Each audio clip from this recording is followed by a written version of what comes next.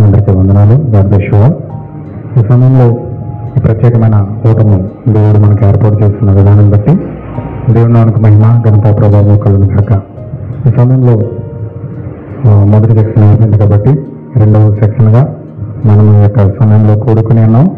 దేవుడు ఇచ్చిన యొక్క సదవకాశాన్ని బట్టి దేవుని నామమునకు మహిమ ఘనత ప్రభావం కలుగును గాక. ఈ సమయంలో సహోదరి సహోదరులారా, మీరందరూ కూడా ఒక ప్రత్యేకమైన వర్తమానం మనం వినబోతూ ఉన్నాం కాబట్టి దేవుడు మన యొక్క విధముగా సమకూర్చినందుకు దేవునికి కృతజ్ఞతలు చెల్లిస్తూ ఉన్నాను. సహోదరులారా, మనము ఖచ్చితంగా కొన్ని విషయాలను పరిపూర్ణంగా గ్రహించి దేవుడు మన జీవితాలలో ఒక ప్రత్యేకమైన విధానంలో వాక్యాన్ని తెలుసుకోవడానికి సమయం మనకి ఇచ్చాడు కాబట్టి చక్కగా మనము వాక్యాన్ని ధ్యానించి లేఖనాల ద్వారా పరిశీలించి దాన్ని పట్టుకోవాలని ప్రభువు యేసుక్రీస్తు నామములో మీ అందరికీ మనవి చేస్తూ ఉన్నాను. ప్రియమైన క్రైస్తవ సహోదరి సహోదరులారా, క్రైస్తవంలో నానాటికి భిన్నమైన బోధలు పెరిగిపోతూ ఉన్నాయి. ఏది సత్యమో ఎవరిది సత్యమో తెలియని భయంకరమైన గలిబిలిలో గందరగోళంలో ఈనాటి క్రైస్తవ్యులకు ఉన్నది. ఖచ్చితంగా ఏ విధంగా మనము సత్యం తెలుసుకోవాలో, సత్యమును గ్రహించాలో తెలియని అయోమయమైన పరిస్థితుల్లో ఈనాటి క్రైస్తవ్యం ఉన్నది. ఒక పక్క బయట మతోన్మాదం ప్రబలిస్తూ ఉంది. మతోన్మాదాన్ని ఎదుర్కోవాలో లేకపోతే లోపల భిన్నమైన బోధలు ఎదుర్కోవాలో తెలియని అయోమయమైన పరిస్థితుల్లో ఈనాటి క్రైస్తవ్యం ఉన్నది. చాలా చాలా క్లిష్టమైన పరిస్థితుల్లో ఈనాటి క్రైస్తవం ఉన్నదని చెప్పడానికి ఏమాత్రం కూడా సందేహం లేకుండా పోయింది. ఇజ్రాయేలు ఐగుప్తు విడిచి వెళ్తున్నప్పుడు ఎర్ర సముద్రం దగ్గర ఎటువంటి గలిబిలి అక్కడ ఉన్నదో సేమ్ అదే రీతిగా ఇక్కడ కూడా అదే గలిబిలి ఏర్పడి ఉన్నది. అక్కడ బయట ఫరో సైన్యం తరుముకొస్తూ ఉంది. లోపల కోరాహు, దాతాను, అభిరాములు వారి వారి సిద్ధాంతాలతో భయంకరంగా గలిబిలి చేస్తూ భయంకరమైన విధానంలో వారు ప్రవర్తిస్తూ భయంకరంగా ప్రజలను గలిబిలి చేస్తూ ఉన్నారు. అలాంటి మహా ఒత్తిడి, అసహనం, భయం, అవిశ్వాసంతో నిండిపోయి ప్రజలు భయంకరమైన ఆందోళనలోనికి వెళ్ళిపోవలసిన పరిస్థితి ఏర్పడింది. అక్కడ సేమ్ అదే సిచ్యువేషన్ ఇక్కడ జరుగుతూ ఉంది. అపోస్తలుల కాలంలో కూడా ఇది జరిగింది. ఒకవైపు రోమ్ హింసాత్మక కార్యాలు చేస్తూ ఉంటే మరోవైపు నికోలస్ అనే మతబోధకుడు తన యొక్క అబద్ధ బోధల ద్వారా అబద్ధ బోధకుల మధ్యలో క్రైస్తవులను భయంకరమైన హింస చేస్తూ హతసాక్షులు అయిపోతూ ఉన్నారు నిజమైన క్రైస్తవులు. చివరికి నైసియా కౌన్సిల్ ద్వారా రోమ్ అండర్లోనికి క్రైస్తవం పూర్తిగా వెళ్ళిపోయింది. నిజమైన క్రైస్తవాన్ని వారందరూ కూడా డిస్ట్రాయ్ చేశారు. అదే సేమ్ ఇప్పుడు జరుగుతూ ఉంది. ఖచ్చితంగా నేటి క్రైస్తవ పాస్టర్స్ పోరాటాలు, యుద్ధాలు, తప్పుడు సిద్ధాంతాల మధ్యలో ఒక పక్కన మరొక పక్కన మత ప్రాతికన ఆర్ఎస్ఎస్ క్రైస్తవాన్ని తరుముతూ ఉంది. చితికిపోయిన క్రైస్తవులు, ధైర్యం కోల్పోయిన వారుగా భయము, ఆందోళన, అసంతృప్తి, ఎవరి నమ్మాలో ఏది నమ్మాలో తెలియక ఒక పక్క వైరస్, ఒక పక్క రోగాలు, ఒక పక్క తెగుళ్ళు, ఒక పక్క మరణాలు మధ్యలో సతమతమవుతూ తీవ్రమైన నిరాశ, నిస్పృహలో ఈరోజు సంఘం దేవుని వైపు చూస్తూ ఉంది. క్రైస్తవ్యం నిజమైన సంఘం యొక్క విశ్వాసులు వాక్యం వైపు చూస్తూ, దేవుని వైపు చూస్తూ, దేవుడు ఏ విధంగా ద్వారం తెరుస్తాడా అని ఎదురు చూస్తున్న కాలంలో మనమున్నాం. ఎందుకు ఇంత గలిబిలి ఏర్పడింది? ఎందుకు ఇంత గలిబిలి గందరగోళం మన మధ్యలో ఏర్పడుతుందంటే విశ్వాసి అసలైన దైవత్వాన్ని గుర్తించలేకపోవడం గల కారణమే, వారి యొక్క సృష్టికర్తను గుర్తించలేకపోవడం కారణం చేతనే ఈరోజు ఇంత గలిబిలి గందరగోళం ఏర్పడుతూ ఉంది. అందుకే యెషయా బాధపడుతూ ఉన్నాడు. ఎలా బాధపడుతున్నాడంటే యెషయా గ్రంథం 1 అధ్యాయము 2వ వచనంలో యెహోవా మాట్లాడుచున్నాడు, ఆకాశమా ఆలకించుము, భూమి చెవియొగ్గుము. నేను పిల్లలను పెంచి గొప్పవారినిగా చేసి వారు నా మీదనే తిరుగుబడి ఉన్నారు. ఎద్దు తన కామాందును ఎరుగును, గాడిద సొంతవాని దొడ్డి తెలుసుకొను. ఇశ్రాయేలులకు తెలియలేదు, నా జనులు యోచింపరు. పాపీష్టి జనమా, దోషభరితమైన ప్రజలారా, దుష్ట సంతానమా, చెరుపు చేయి పిల్లలారా, మీకు శ్రమ. వారు యెహోవాను విసర్జించి ఉన్నారు, ఇశ్రాయేలు యొక్క పరిశుద్ధ దేవుని దూషించి ఉన్నారు. ఆయనను విడిచి తొలగిపోయి ఉన్నారు. నిత్యము తిరుగుబాటు చేయొచ్చు. మీరెలా ఇంకనూ కొట్టబడుచున్నారు? ప్రతివాడును నడినెత్తిని వ్యాధి కలిగి ఉన్నాడు. ప్రతివాని గుండె బలహీనమైనది. అరికాలు మొదలుకొని తల వరకు స్వస్థత కొంచెమైనను లేదు. ఎక్కడ చూసిన గాయాలు, దెబ్బలు, పచ్చి పుండ్లు. అవి పిండబడలేదు, కట్టబడలేదు, తైలముతో మెత్తబడలేదు అని దేవుడు తన సొంత ప్రజలను చూసి వేదనతో, చాలా ఆవేదనతో పలుకుతున్న మాటలు ఇవి. చూడండి దేవుని పిల్లలారా, యెషయా దేవునిలో ఉండి చాలా రోధిస్తూ భారభరితమైన హృదయం మొక్కలై చాలా అంటే చాలా బాధతో పలుకుతున్న మాటలు ఇవి. అయ్యో, ఎంత దారుణం ఇది, ఎంత దారుణమండి ఇది. ఎద్దుకు తెలుసు తన యజమాని ఎవరో, గాడిదకి తెలుసు తన సొంత దొడ్డి ఏదో, కానీ దేవుని పిల్లలకు తెలియదు వారి సొంత సృష్టికర్త ఎవరో. వారిని సృష్టించిన సృష్టికర్త ఎవరో తెలియదు వారికి. వారి ఆత్మీయ కన్న తండ్రి ఎవరో తెలియలేదండి. సృష్టించిన వాడు యెహోవానా, లేకపోతే యేసుక్రీస్తా, లేకపోతే పరిశుద్ధాత్మనా, ఎవరో తెలియదండి. ఇది ఎంత విచారకరం అంటే, ఈ సంఘటన ఎంత ఘోరాతి ఘోరం అంటే చాలా బాధాకరం అండి. చాలా దౌర్భాగ్యతనం ఇది. ఇంతకంటే ఘోరం మరొకటి ఉండదు. ఉంటుందా? దేవుని పిల్లలారా, క్రైస్తవులారా, ఆ సృష్టికర్తను, ఆ దైవత్వమును 3 ముక్కలు చేసి దానికి త్రియేక దేవుడు అని పేరు పెట్టి ఇప్పుడు ప్రపంచంలో ఇంచుమించు 45,000 రకాల సిద్ధాంతాలు బోధిస్తున్నారండి. 3 యెహోవాలను ఒకరు, 3 వేరువేరుని ఒకరు, 3 ఒక్కటే అని ఒకరు. 3 ఒక్కడే. దేవుడు ఆయనే, తండ్రి దేవుడు ఆయనే, యేసుక్రీస్తు పెద్దన్నయ్య, పరిశుద్ధాత్మ చిన్నన్నయ్య అని ఒకరు. ఇలా అనేక రకాలుగా వాక్యాన్ని మనం ఎక్స్ప్లెయిన్ చేస్తూ ఉన్నారు ఈరోజు సంఘాలు, ఈ నవనాగరికత సంఘాలు. ఒక త్రిత్వమును ఎన్ని రకాలుగా చెబుతున్నారో ఒక్కసారి ఇక్కడ చూడండి. దేవుని జనాంగమా, ఒక్కసారి వివరంగా మనం చూద్దాం. ఒక్కసారి ఇది చూడండి. ఒక సంఘం అంటుంది 3 దేవుళ్ళు ఉన్నారు, వాళ్ళు వేరు వ్యక్తులుగా ఉన్నారు, కానీ వాళ్ళు 3 వ్యక్తిత్వాలు, స్వభావాలు ఒకటే. 3 ఏకమై ఉన్నారు, ఆయనే త్రియేక దేవుడు అని వారు అంటారు. త్రి అంటే 3, ఏక అంటే ఏకమైన వాడు అని అర్థం. అంటే త్రియేక దేవుడు, 3 ఏకమైన దేవుడు అని రోమన్ క్యాథలిక్ సంఘం ఈ విధంగా బోధిస్తూ ఉంది. ఆ త్రిత్వంలో తండ్రి దేవుడు యెహోవా, కుమారుడి దేవుడు యేసుక్రీస్తు, పరిశుద్ధాత్మ అంటే మరియమ్మ అని వారు బోధిస్తూ ఉన్నారు. అంటే మరియమ్మ సంఘానికి సాదృశ్యంగా ఉన్నది కాబట్టి పరిశుద్ధాత్మ అంటే మరియమ్మ అని వారు పిత, పుత్ర, పవిత్రాత్మ అని త్రిత్వమును సంబోధిస్తూ ఉన్నారు. హిందీలో పిత, పుత్ర, పవిత్రాత్మ అని అంటారు. ఇది ఆర్షియం బోధ అన్నమాట. అలాగే యెహోవాయే దేవుడు, ఆయనే ఆరాధనకు పాత్రుడు, ఆయనే సృష్టికర్త, ఆయన తప్ప వేరే దేవుడు లేడు. 10 ఆజ్ఞల్లో మొదటి ఆజ్ఞ ఇది. గనుక దేవుడు ఒక్కడే, ఆయనే యెహోవా, యేసుక్రీస్తు నరుడు మాత్రమే, పరిశుద్ధాత్మ అనేది ఒక శక్తి మాత్రమే అని బోధిస్తున్నారు మన యెహోవా సాక్షులు. ఇది యెహోవా సాక్షుల యొక్క బోధ. నెక్స్ట్ 3వదిగా బైబిల్లో ట్రినిటీ ఉంది. 3 వేరువేరుగా ఉన్నారు.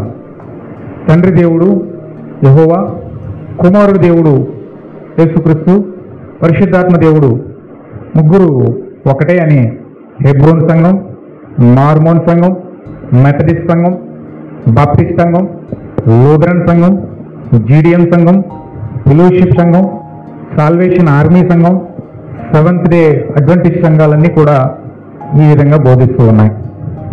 అలాగే 4వదిగా దేవుడు ఒక్కడే, ఆయనే తండ్రి అయిన దేవుడు, యేసుక్రీస్తు ఆయనకు పుట్టినవాడు కనుక ఆయన కుమారుడు, పరిశుద్ధాత్మ దేవుడు యేసుక్రీస్తు తమ్ముడు, యేసుక్రీస్తు పెద్దన్నయ్య, పరిశుద్ధాత్మ చిన్నన్నయ్య అని బోధిస్తూ ఉన్నారు క్రీస్తు సంఘం యొక్క జ్ఞానులు. BOUI అనే బైబిల్ ఓపెన్ యూనివర్సిటీ ఇంటర్నేషనల్ కాలేజీల ద్వారా అనేక మందికి ఈ థియాలజీని ఇలాగే నేర్పిస్తూ ఉన్నారు వీళ్ళు. పాస్టర్ PD సుందరరావు గారు, ఆయన కుమారుడు లాజరస్ ప్రసన్నబాబు గారు ఈ బోధలకు బాసులు వీళ్ళు, ఈ కాలేజీలకి ప్రిన్సిపల్స్ వీళ్ళు. వాళ్ళు ఈ విధంగా బైబిల్ని, థియాలజీని వాళ్ళ యొక్క విద్యార్థులకు యేసుక్రీస్తు పెద్దన్నయ్య, పరిశుద్ధాత్మ చిన్నన్నయ్య, తండ్రి దేవుడు యెహోవా అని చెప్పి ఈ త్రిత్వమును వారికి ఎక్స్ప్లెయిన్ చేస్తూ ఉన్నారు. అలాగే 5వదిగా దేవుడు ఒక్కడే, ఆయన యెహోవా. ఇప్పుడు యెహోవాయే యేసుక్రీస్తుగా భూమి మీదకి వచ్చాడు. ఆయనే ఈయన, ఈయనే ఆయన. యేసుక్రీస్తు ఒక్కడే 3 పాత్రలో ఒక్కడే నటించాడు. తండ్రి ఆయనే, కుమారుడు ఆయనే, పరిశుద్ధాత్మ ఆయనే అని బోధిస్తూ ఉన్నారు వన్నెస్ అనే సంఘం వారు. వారు మొత్తం సమస్తము కూడా యేసుక్రీస్తే, సమస్తము కూడా యేసుక్రీస్తే, యేసుక్రీస్తే తండ్రి, యేసుక్రీస్తే పరిశుద్ధాత్మ, యేసుక్రీస్తే కుమారుడై ఉన్నాడు, సమస్తము ఆయనే అని చెప్పి వన్నెస్ సంఘం బోధిస్తూ ఉంది. అలాగే 6వదిగా ఇప్పుడు న్యూ ట్రెండింగ్ పాపులర్ డాక్ట్రిన్ అన్నమాట. ఇది ఒక కొత్త సిద్ధాంతం ఒకటి హల్చల్ చేస్తూ ఉంది. ఇప్పుడు గత కొన్ని సంవత్సరాలుగా ఇది ట్రెండ్ అవుతూ ఉంది. అదే ముగ్గురు యెహోవాల సిద్ధాంతం. ఇక్కడ ట్విస్ట్ ఏమిటంటే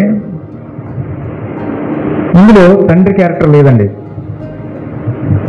దేవుడు ఒక్కడే కానీ ఆయనే ముగ్గురు యెహోవాలుగా బైబిల్లో కనబడ్డాడట. కనుక ముగ్గురు యెహోవాలు బైబిల్లో ఉన్నారు. ముగ్గురు సర్వాధికారులు, ముగ్గురు సమానులే, ఒకరు ఎక్కువ కాదు, ఒకరు తక్కువ కాదు, ముగ్గురు సమానమై ఉన్నారు, ముగ్గురు సృష్టికర్తలు అని ఈ ముగ్గురు యెహోవాల్ని నమ్మిన వారు చెబుతూ ఉన్నారు.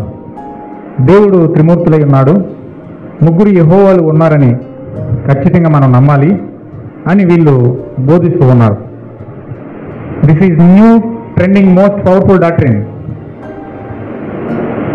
ఈ యొక్క ముగ్గురు యెహోవాల యొక్క సబ్జెక్టు దేవుడు బైబిల్లో అక్షరానుసారంగా రాసిన అక్షరాలను అర్థం చేసుకోలేని కెపాసిటీ లేని విధముగా వాక్యమును చిందరవందర చేసి అర్థాలను తారుమారు చేసి వారి యొక్క సొంత అర్థాలతో వారి ఇష్టానుసారంగా వాక్యాన్ని కలిపి చెరిపి ఈ ముగ్గురు యెహోవాలను పరిచయం చేస్తూ ఉన్నారు వీళ్ళు.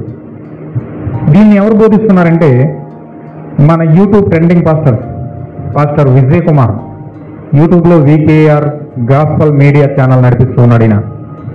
ఈయన యూట్యూబ్లో పాస్టర్ జేమ్స్, ఇతన్ని యూత్ బాగా ఫాలో అవుతూ ఉన్నారు.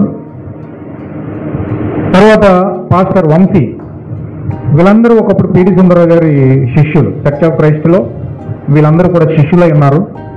అయితే వాళ్ళలో ఏం జరిగిందో మనకు తెలియదు, కొందరు బయటికి రావడం జరిగింది. వాళ్ళు ఈ ముగ్గురు యెహోవాల డాక్ట్రిన్ యొక్క సిద్ధాంతాన్ని పట్టుకొని వారి యొక్క చర్చ్ ఆఫ్ క్రైస్ట్ మీద, వారి యొక్క యూనివర్సిటీల మీద వీరు వ్యతిరేకమై వాక్యంతో ఎదురుదాడి చేస్తూ ఉన్నారు. ఇప్పుడు జ్ఞానం ఎక్కువైపోయి వారి నుంచి విడిపోయి స్పెషల్ సంఘాలు వారు నడిపిస్తూ ఉన్నారు. అలానే వీళ్ళతో పాటు పాస్టర్ రంజిత్ ఓపీర్ అనే పాస్టర్ గారు ఉన్నారు. ఈయన హైదరాబాద్లో ఉంటారు. ఈయన ఒక ప్రవక్తగా పిలుచుకుంటాడు.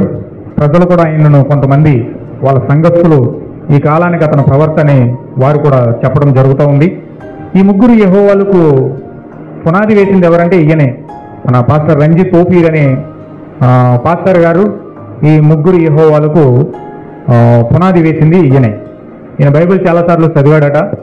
ఆ చదవడం కారణాన్ని బట్టి అనేక విధాలుగా ఎక్స్ప్లెయిన్ చేస్తూ బైబిల్ని అనేక రకాల బుక్స్ రాస్తూ చాలా చాలా రకాల దేవుణ్ణి ఎక్స్ప్లెయిన్ చేస్తూ అతను అన్ని విధాల అనేకమైన గ్రంథాలు రాసి ఆయన మంచి పేరు పొందాడు. తర్వాత అనేకమైన బుక్స్ రాశాడు. బైబిల్ని చదివి ఆయనకు చివరికి ఏ విధంగా అర్థమైందంటే బైబిల్లో ఖచ్చితంగా ముగ్గురు యెహోవాలు ఉన్నారు అని ఆయన పొందిన జ్ఞానం ద్వారా, ఆయన పొందిన దర్శనాల ద్వారా దేవుడు ఆయనకు బయలుపరిచిన రీతిలో కొన్ని బుక్స్ ఆయన రాయడం జరిగింది. అందులో ముఖ్యమైన ప్రధానమైన విషయం ఏంటంటే ఈ ముగ్గురు యెహోవాల సిద్ధాంతమై ఉన్నది.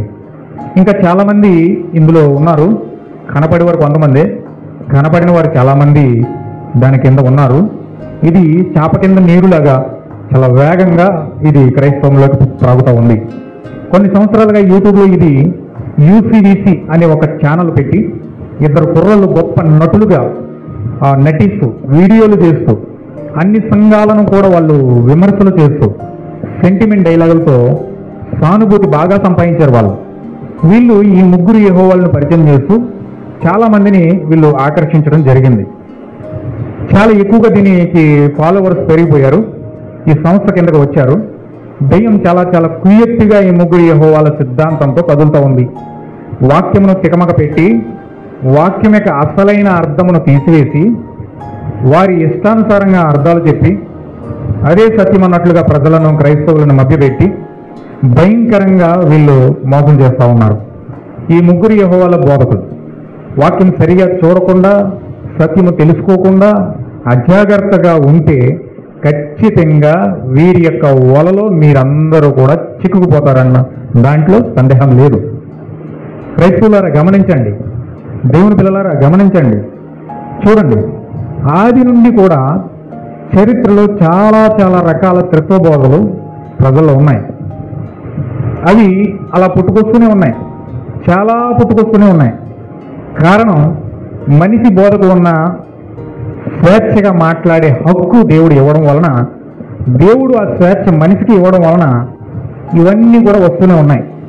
అయితే అన్నిటికంటే ముఖ్యమైన చాలా ప్రాముఖ్యమైన విషయం ఏమిటంటే ఈ చివరి కాలంలో సంఘశాఖల్లో డినామినేషన్స్లో సంఘాలలో ఇంత గందరగోళానికి గలిబిలికి ముఖ్యమైన ప్రధానమైన కారణం ఏమిటంటే ఈ చివరి కాలం యొక్క ప్రవక్త ఏలియా ఆత్మ కలిగి దేవుడు అన్యజనుల కొరకు పంపబడిన దేవుని యొక్క ప్రవక్త విలియం మ్యారియన్ బ్రహ్మ గారు బోధించిన 7వ ముద్ర కలిగిన వర్తమానమే ఈ గలిబిలికి ఈ గందరగోళానికి ప్రధానమైన కారణమని నిర్మోహమాటంగా చెప్పొచ్చు. ఎందుకంటే సంపూర్ణ దైవత్వంతో దిగి వచ్చిన ప్రభువైన యేసు క్రీస్తు యొక్క రాకడ దీనికి సంబంధించి ఉన్నదన్నమాట. అంటే సంపూర్ణ దైవత్వం తెలియబడిన కాలంలో మనమున్నాం. దేవుడు ఒక్కడా ముగ్గురా పూర్తిగా తెలియబడిన కాలంలో మనం ఇక ఉన్నామండి. ప్రియ దేవుని బిడలారా, క్రైస్తవులారా, ఇది చాలా జాగ్రత్తగా మీరు గమనించాలని ప్రభు అయిన యేసుక్రీస్తు నామములో మీకు మనవి చేస్తా ఉన్నాను. బైబిల్ గ్రంథంలో 7 బూరలు ఉన్నాయి. ప్రకటన గ్రంథము 8వ అధ్యాయంలో మనకు ఈ యొక్క 7 బూరలు కనబడుతూ ఉన్నాయి. అవి ఇజ్రాయేల్ దేశమును రాకడ వరకు సిద్ధపరుస్తూ ఉన్నాయి. అలాగే 7 ముద్రలు కూడా ఉన్నాయి. ప్రకటన గ్రంథం 6వ అధ్యాయంలో అవి అన్య సంఘమును రాకడ వరకు సిద్ధపరుస్తున్నాయి. అయితే 7 బూరలు ఊతబడినప్పుడు రాజకీయ గందరగోళం వస్తుంది. 7 ముద్రలు విప్పబడినప్పుడు అక్కడ మత గందరగోళం ఏర్పడుతుంది. ప్రకటన గ్రంథం 5వ అధ్యాయంలో 6వ వచనంలో 7 ముద్రలు విప్పుటకు దావీదు చిగురునైన యూదగోత్రపు సింహం నుండి వచ్చిన వధించబడిన గొర్రె పిల్ల 7 ముద్రలు విప్పుటకు జయం పొందినది. ఆ గొర్రె పిల్లకు 7 ఆత్మలు ఉన్నాయి. 7 ఆత్మలు భూమి మొత్తం మీదకి పంపించబడ్డాయి. ఆ 7 ఆత్మలు కూడా ప్రకటన గ్రంథంలో 1వ అధ్యాయంలో 20వ వచనంలో చెప్పబడిన 7 సంఘములకు దూతలై ఉన్నాయి. అనగా దూతలు అనగా వర్తమానికులు. దేవుని వాక్యమును ప్రజలకు చేరవేసే వారే ఈ దూతలై ఉన్నారు. అంటే వాక్యమును ప్రజల యొద్దకు మోసుకొచ్చేవారు. ఆ 7 ఆత్మలు, ఆ 7 దూతలు, అవి ప్రకటన గ్రంథంలో చెప్పబడినట్లుగా 7 నక్షత్రాలు అయి ఉన్నాయి. ఆ ఆత్మలు శరీరం ధరించి మనుషులుగా భూమిపైన పుట్టి ఒక సాధారణ మనుషుల వలె వారు 7 సంఘకాలాల గుండా భూమి మీదకి వచ్చి ఉన్నారు. అవే కాకుండా ఇప్పుడు ప్రకటన గ్రంథం 10వ అధ్యాయంలో 1వ వచనంలో ఒక నిబంధన దూత అనగా క్రీస్తు, ఆయనే బలిష్ఠుడైన దూతగా పరలోకం నుండి భూమి మీదకి వస్తూ ఉన్నాడు. ఆయనే ప్రభు అయిన యేసుక్రీస్తు అయి ఉన్నాడు. ఆయన మేఘం ధరించి ఉన్నాడు. ఆయన ముఖము సూర్యబింబం వలె ఉన్నది. ఆయన పాదములు అగ్నిస్తంభం వలె ఉన్నాయి. ఆయన చేతిలో విప్పబడిన ఒక చిన్న పుస్తకం ఉన్నది. ఆ పుస్తకమే 7 ముద్రల పుస్తకమై ఉన్నది. అది ప్రకటన గ్రంథము 5వ అధ్యాయంలో ఆ పుస్తకం విప్పబడి ఉన్నది. ఇప్పుడు ఆ పుస్తకము ప్రభు అయిన క్రీస్తు చేతిలో ప్రకటన గ్రంథం 10వ అధ్యాయంలో విప్పబడి ఉన్నది. ఇప్పుడు ఆయన పుస్తకములో ఉన్న దాన్ని చదువుతూ సింహము గర్జించినట్లు గొప్ప స్వరముతో, గొప్ప శబ్దముతో ఆయన పలుకుతూ ఉన్నాడు. అవి 7 ఉరుములుగా ప్రభు అయిన క్రీస్తు నోటులో నుండి బయటకు వస్తూ ఉన్నాయి. అప్పుడు ప్రకటన గ్రంథకర్త అయిన యోహాను వాటిని వ్రాయడానికి సిద్ధపడుతూ ఉండగా ప్రభు అయిన క్రీస్తు వ్రాయవద్దు అని ఒక స్వరము ఆయనకు వినిపించింది. ఎందుకంటే ఈ మాటలు, ఈ ఉరుములు, ఈ 7 ముద్రలు వ్రాయబడిన బైబిల్గా ఉండకూడదు, కానీ అవి పలకబడిన మాటలుగా ఉండాలి. ఆ కారణం చేతనే అవి ప్రకటన గ్రంథం 10వ అధ్యాయంలో 7వ వచనంలో 7వ ఆత్మ ద్వారా అనగా 7వ దూత ద్వారా ఈ 7 ముద్రలు అనగా 7 ఉరుములు ఆ ఒక వర్తమానము రూపములో అవి పలకబడాలి. అయితే గొప్ప విషయం ఏమిటంటే ఈ చివరి కాలంలో 1963వ సంవత్సరంలో ఫిబ్రవరి 28వ తారీఖున ప్రకటన గ్రంథం 10వ అధ్యాయంలో ఉన్న నిబంధన క్రీస్తు బలిష్ఠుడైన దూతగా ప్రభు అయిన క్రీస్తు మానవ హృదయం అనే భూమి మీదకి రావడం జరిగింది. ఏ భూమి అంటే హృదయం అనే భూమి. ఎవరి హృదయం అంటే ఈ చివరి కాలంలో దేవుని చేత పంపబడిన వ్యక్తి, అన్యజనుల కొరకు దేవుడు ఎన్నుకున్న వ్యక్తి, ఏలియా ఆత్మతో పంపబడిన వ్యక్తి బ్రదర్ విలియం మ్యారిన్ బ్రన్హామ్ అయి ఉన్నాడు. ఈ యొక్క వ్యక్తి యొక్క హృదయంలోనికి నిబంధన దూతగా అనగా బలిష్ఠుడైన దూతగా ప్రభు అయిన యేసుక్రీస్తు పరిపూర్ణంగా దిగివచ్చి 7 ముద్రలు పరిపూర్ణంగా విప్పడం జరిగింది. అంటే బయలుపరచడం జరిగింది. ఏమిటి 7వ ముద్ర అంటే అది ప్రభు అయిన యేసుక్రీస్తు యొక్క సంపూర్ణ దైవత్వమై ఉన్నది. పరిపూర్ణ దేవుని మర్మమై ఉన్నది. పరిపూర్ణ దేవుని మర్మం తెలియజేయబడినది. దాని ద్వారా మర్మమైన క్రీస్తు పూర్తిగా తెలియజేయబడ్డాడు. ఈ ప్రకటన గ్రంథం 10వ అధ్యాయము ఏ విధంగా నెరవేరుతుందో జకరియా గ్రంథం 14వ అధ్యాయంలో ముందుగానే దేవుడు ప్రవచించాడు. జకరియా గ్రంథం 14వ అధ్యాయము 7వ వచనంలో అది ఒక ప్రత్యేకమైన దినముగా ఉన్నది. అది పగలు కాదు, రాత్రి కాదు, అస్తమయమైన కాలంలో వెలుగు కలుగును అన్నాడు. అనగా వాక్యమే వెలుగై ఉన్నాడు. ఆయనే ప్రభు అయిన క్రీస్తు నిబంధన దూతగా, బలిష్ఠుడైన దూతగా ఈ యొక్క వెలుగు ఉన్నది. ఇప్పుడు జకరియా గ్రంథం 14వ అధ్యాయము 9వ వచనంలో చెప్పబడినట్లుగా యెహోవా ఒక్కడే అని అక్కడ చెప్పబడుతూ ఉంది. అంటే ఖచ్చితంగా ముగ్గురు యెహోవాలు లేరు, త్రిత్వము అనేది లేదు అని ఈ లేఖనం ఖచ్చితంగా రూఢిపరుస్తూ ఉంది. ఆయనకు పేరు ఒక్కటే ఉన్నది అని కూడా ఇక్కడ మనకు తెలుస్తూ ఉంది. ఇది కేవలం సూర్యాస్తమయమైన సమయంలో, 2వ రాకడ కాలంలో, పగలు కానీ రాత్రి కానీ సమయంలో, ఈ 7 ముద్రలు విప్పబడుతున్న సమయంలో 7వ దూత ద్వారా పరిపూర్ణమైన దైవత్వము తెలియజేయబడుతుందని ఇక్కడి లేఖనాలు మనకు పరిపూర్ణంగా తెలియజేస్తూ ఉన్నాయి. ఇది లేఖనం ఖచ్చితంగా, ఇది 100కి 1000% ఇది ఖచ్చితంగా ఇది నెరవేరి ఉన్నది. గనుక దీనిని ప్రజలు చూడకుండా ముందుగానే ఇది తప్పు అని చెప్పి దాని ప్రభావం లేకుండా చేసి ఈ వర్తమానం వింటే ఖచ్చితంగా ఈ అబద్ధికులకు ప్రమాదం అని తెలిసి వారి కట్టు కథలు, కల్పనా కథలు, వారి పనికి మాలిన జ్ఞానం, వారి వాక్య వక్రీకరణ ప్రజలకు తెలిసిపోతుందని ముందుగానే గ్రహించి ఈ శాస్త్రులు, పరిచయులు, సద్దుకైలు, హేరోదీలు లాంటి వారు ఆత్మలు వాళ్ళు చనిపోయారు, కానీ వారి యొక్క ఆత్మలు చనిపోలేదు. అయితే అదే ఆత్మను ఈనాటి నవీన నాగరికత కలిగిన పాస్టర్లలో దూరి ఈ వర్తమాన విషయంలో ప్రజలను భయభ్రాంతులకు గురి చేసి మభ్యపెట్టి వారిదే సరైనది అని చెప్పాలని ఈనాటి పాస్టర్స్ విశ్వ ప్రయత్నాలు చేస్తూ ఉన్నారు.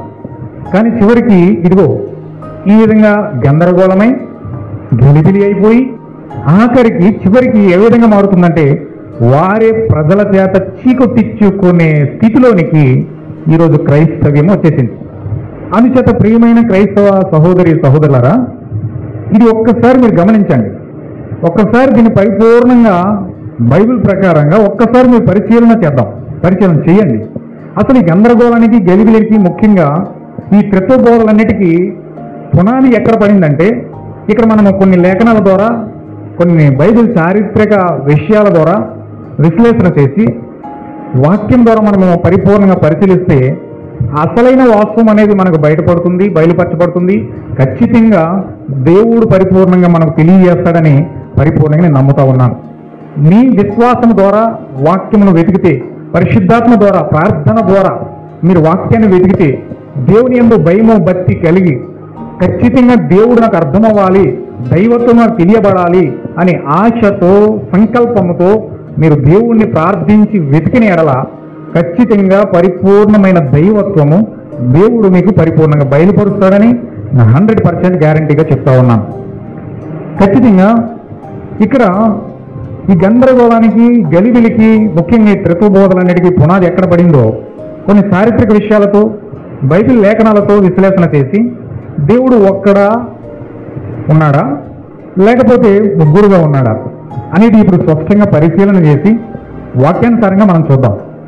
అసలు దీని కొరకు 7వ దూత అయిన విలియం మ్యారీన్ బ్రనహం గారు ఏం చెప్పారు, దానికి లేఖనం సపోర్ట్ చేస్తుందా లేదా, వాక్యానికి అది సరిపోతుందా లేదా, వాక్య ప్రకారంగానే ఆ విషయాలు ఆయన పలికాడా లేదా అన్నది మీరు ఖచ్చితంగా విని లేఖనానుసారంగా గ్రహించి పరిశుద్ధాత్మ గ్రహింపు మీకు ఇవ్వాలని నేను ప్రత్యేకంగా మీ అందరి కోసం ప్రార్థన చేస్తూ ఉన్నాను. మీరు కూడా ప్రార్థన చేసుకోండి మీ మనసుల్లో. మీ అందరికీ గాడ్ బ్లెస్ యూ చెప్తా ఉన్నాను. God bless you, shalom all of you. దేవుడు మిమ్మల్ని బహుగా వాక్యంతో సర్వసత్యంతో మిమ్మల్ని దీవించునుగాక. ఇక్కడ చూడండి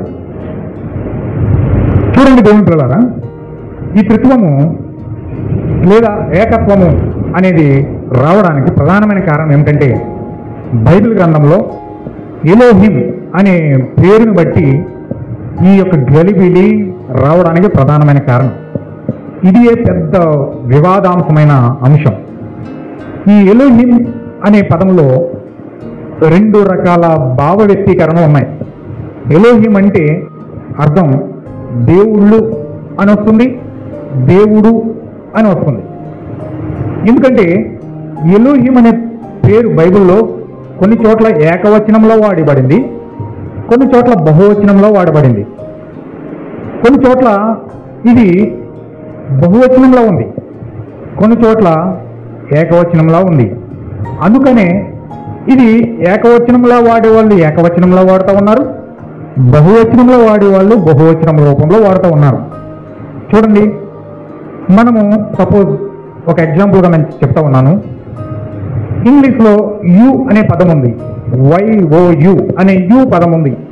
ఆ యు అనే పదానికి మనము నేను, మీరు అనే పదాన్ని వాడతాం, నీవు అనే పదాన్ని వాడతాం. నీవు అనేది ఏకవచనం, మీరు అనేది బహువచనం. అంటే అనేక మంది ఉన్న వారిని మీరు అంటాం, ఒకే వ్యక్తి ఉన్నదాన్ని నీవు అంటాం. కానీ ఇంగ్లీష్లోకి వచ్చేసరికి మీరు అని సంబోధించే సంబోధన ఒక గౌరవప్రదముతో ఆ వ్యక్తిని గౌరవిస్తున్నట్లుగా, నీవు అనడానికి బదులుగా మీరు అని ఆ వ్యక్తిని గౌరవించి సంబోధిస్తున్నట్లుగా మనం ఆ పదాన్ని వాడతాం.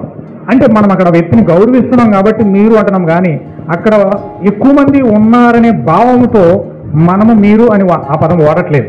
అంటే ఖచ్చితంగా మీరు అని ఎందుకు వాడుతున్నాం అంటే వ్యక్తిని మనం గౌరవిస్తున్నాం, ఆ వ్యక్తిని మనము గౌరవిస్తున్నాం కాబట్టి ఆ వ్యక్తి అన్నిటికంటే కొంచెం యజమానిగా ఒక హోదాలో ఉన్నాడు కాబట్టి అతన్ని నీవు అని సంబోధించడానికి బదులుగా మీరు అనే విధముగా మనము సంబోధిస్తున్నాం. అంటే అక్కడ 2-3 ఉన్నారనే వ్యక్తులు ఆ విషయంతో మనం సంబోధించడం లేదు. అలాగే ఎలోహిం అనే పదము కూడా ఆ కావుకి చెందినట్లుగానే ఉన్నది. అంటే మీకు అర్థం అవడం కోసం నేను ఈ విషయం చెప్పాను.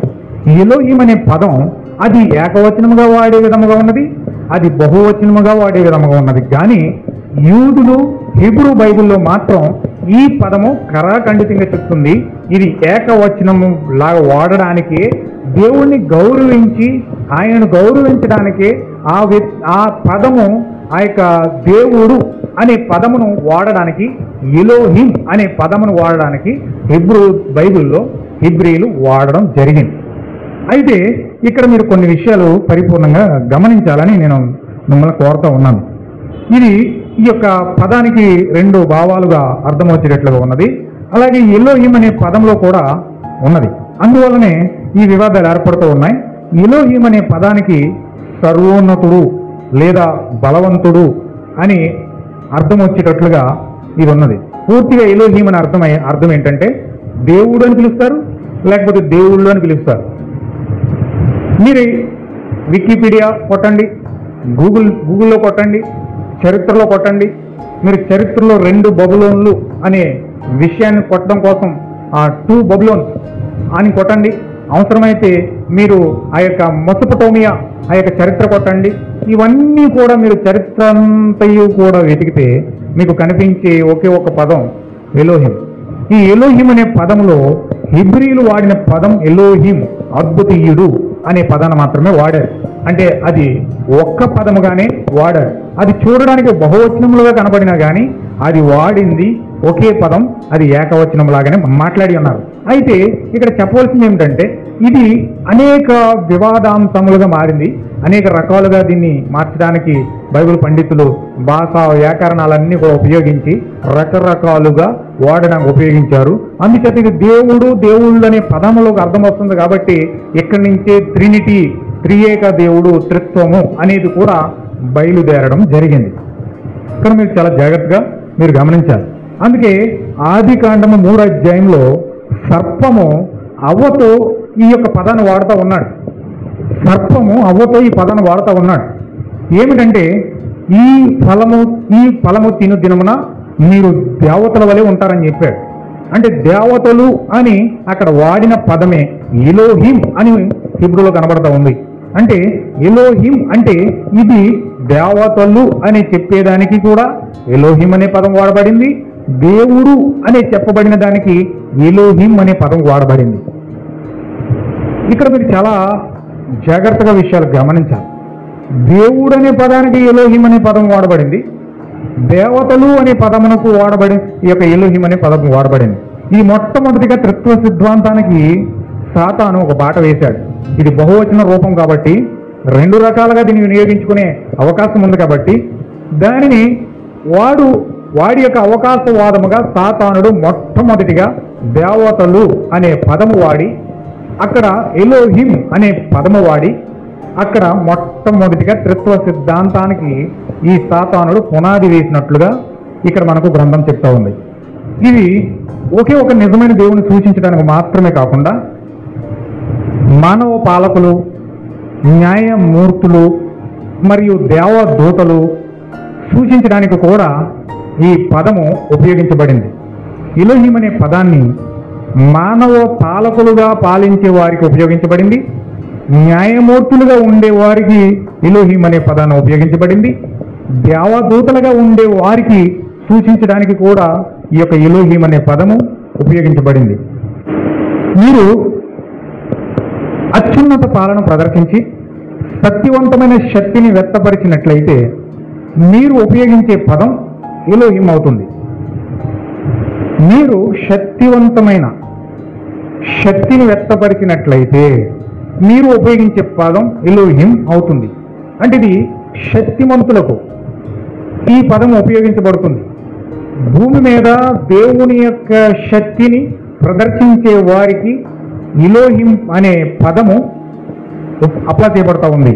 అంటే మీరు ఒకే ఒక దేవుని సూచిస్తున్నారని కాదు, కానీ ఒకరు ఎలోహిం అని అర్థం చేసుకున్నప్పటికీ దేవుని శక్తి మరియు శక్తిని నొక్కి చెప్పడానికి మీరు ఇప్పటికీ ప్రత్యేకమైన పదమైన ఎలోహింని మీరు పట్టుకోవచ్చు. ఎలోహిం ఇప్పుడు యహ్వేగా గుర్తించబడతాడు. ఎలోహిం అనగా ఎల్గా మరియు బహువచనముగా ఉన్నది. ఎలోహిం యొక్క వ్యక్తిగత స్వభావాన్ని మనం తరచుగా చూస్తాం. దానిని ఎల్గా కుదించి ప్రసిద్ధ ప్రవర్తల పాత్రల యొక్క అనేక పేర్లు వారి పేరులో ఎల్ని కలిగి ఉన్నాయి. ఎలీజా, ఎల్ అంటే యహ్వే, మరియు సమయోల్ ఎల్ అంటే దేవుడు విన్నాడు, ఎల్ విన్నాడు. అలాంటి 2 ఉదాహరణలు ఇక్కడ మనం తీసుకోవచ్చు.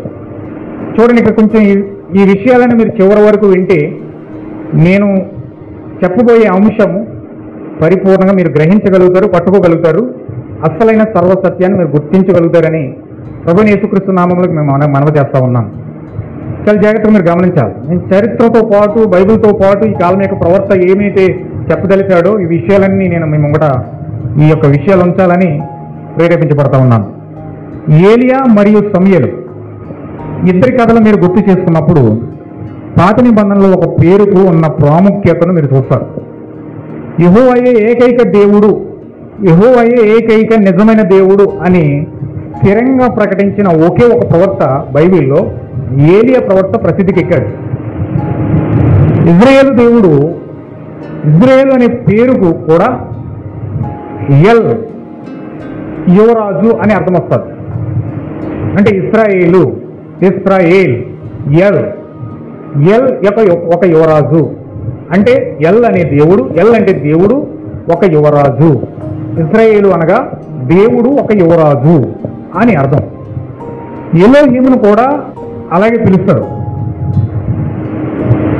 పాత నిబంధనలో ఇజ్రాయేల్ దేవుడు మహిమ యొక్క బహువచనం ఎలోహిం అనే పదం నుండి వచ్చింది. కొన్నిసార్లు మోయాబీల దేవుడు కూడా కేమోస్ను కూడా ఎలోహిం అని హీబ్రూ బైబిల్లో కనబడుతుంది. ఈ మోయాబీల దేవుడు కేమోస్ను కూడా ఎలోహిం అని పిలువబడింది. మరొక విషయం ఏమిటంటే సిడోనియన్ దేవత అష్టార్తి దేవతను, ఈ యొక్క అష్టార్తి దేవత ఎవరంటే సిడోనియన్ దేవత. ఈ సిడోనియన్ దేవత అనే అష్టార్తి దేవతను కూడా ఎలోహిం అని హీబ్రూ బైబిల్లో పలకబడింది. ఇలాంటి ఇతర దేవతలు, దేవదూతలు కూడా, రాజులు, న్యాయమూర్తులను కూడా పాత నిబంధనలో షోపేటిం అంటారు దీన్ని. అంటే రాజులు, న్యాయమూర్తులు, దేవతలు, దేవదూతలకు మెస్సియా వంటి ఇతర గంభీరమైన శక్తిని ఉత్పత్తి చేసే జీవులకు కూడా ఈ యొక్క ఎలోహిం అనే పదము ఉపయోగించబడింది. సాధారణంగా పాత నిబంధనలో ఇజ్రాయేల్ యొక్క ఏకైక దేవుని కోసం ఉపయోగించబడుతూ ఉంది ఈ పదం. అతని వ్యక్తిగత పేరుకు మోషే యహ్వే అనే పేరు వెల్లడి చేయడం జరిగింది. ఆయనను మోషే యహ్వే అని పిలిచాడు. యహ్వే, ఎలోహిం చాలా తరచుగా హ అనే వ్యాసంతో ఇది ఉంటుంది. అంటే దేవుడు అని అర్థం. హ అంటే అర్థం ఏంటంటే దేవుడు. కొన్నిసార్లు జీవించే దేవుడు అని కూడా అర్థం వస్తూ ఉంది. బైబిల్లో ఎలోహిం మొదటి ప్రత్యక్షత. ఇక్కడ ఎలోహిం యొక్క ప్రాముఖ్యత చాలా అపారమైనది. వ్యాకరణపరంగా బహువచనమైనప్పటికీ ఇది సృష్టించబడినది అనే ఏకవచన క్రియతో ఇది జత చేయబడడం జరిగింది. ఈ ఎలోహిం అనే పదం హీబ్రూ బైబిల్లో ఇంచుమించు 2570 సార్లు ఇది మనకు కనబడుతుంది. హీబ్రూ బైబిల్లో ఎలోహిం అనే పదం మొదటగా ఇది ఎల్ దేవుడు, యహ్వేగా ఉన్న దేవుడు ఎలోహింగా ఈయన మారి ఉన్నాడు. ఎల్ దేవుడు ఆత్మరూపంలో ఉన్న దేవుడు, ఒక అగ్ని గోళాకారములో ఎల్ లేదా యహ్వేగా ఉన్న దేవుడు. ఈ ఎల్ దేవుడు ఇది ఒరిజినల్ హిబ్రూ పదం. ఒరిజినల్ హిబ్రూ పదములో అస్సలైన దేవునికున్న విబ్రివేషన్ ఏమిటంటే యహ్వే అని అంటారు. ఇది 72 అక్షరాల పదం అన్నమాట. అంటే 72 అక్షరాల పదం ఏంటంటే, ఎందుకు 72 అక్షరాల పదం అయిందంటే, సింహాసనం చుట్టూ 24 మంది పెద్దలు ఉంటారు. 24 మంది పెద్దల కిరీటాలు ఉన్నాయి. ఈ కిరీటాలు 3 కిరణాలతో ఈ కిరీటం చేయబడతా ఉంది.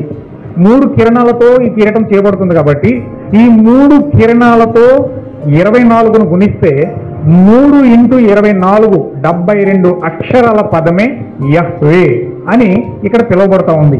యహ్వే అంటే అందుకే మనము ఆ యొక్క దీపవృక్షంలో 72 కలసలు ఉండడం మనం చూస్తూ ఉన్నాం.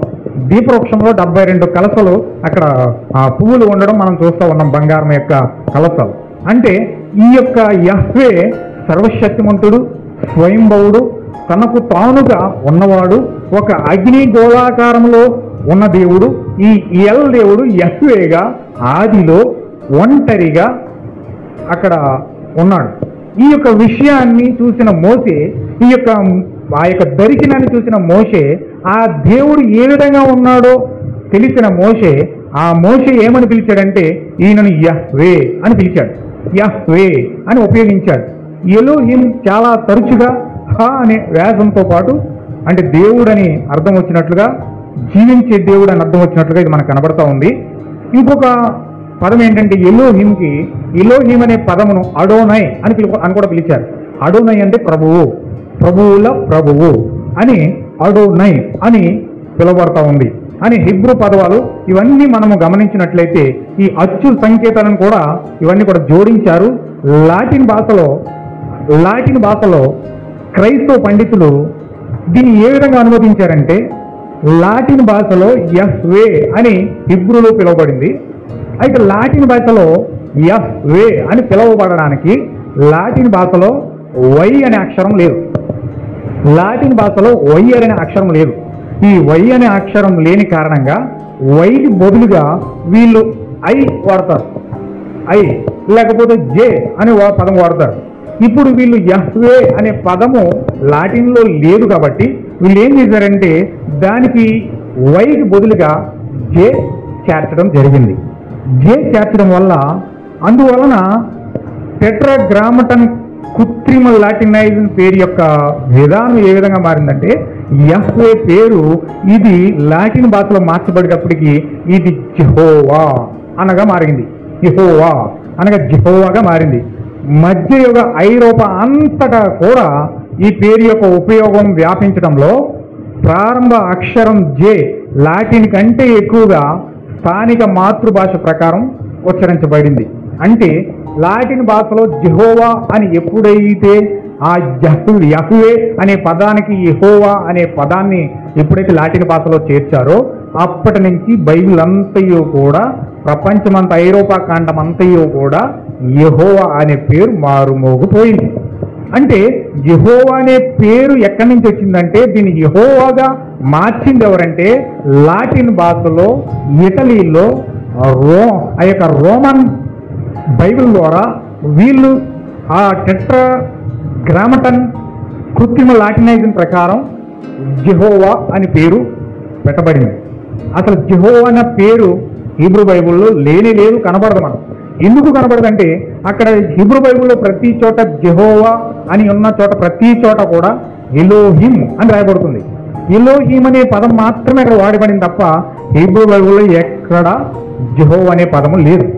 ఎందుకు లేదంటే ఈ జెహోవా అనే పదాన్ని వాడింది లాటిన్ భాషలో అనువదించబడిన తర్వాత అక్కడ జెహోవాగా అక్కడ మార్చబడింది. జెహోవా అనగా JEHOWAH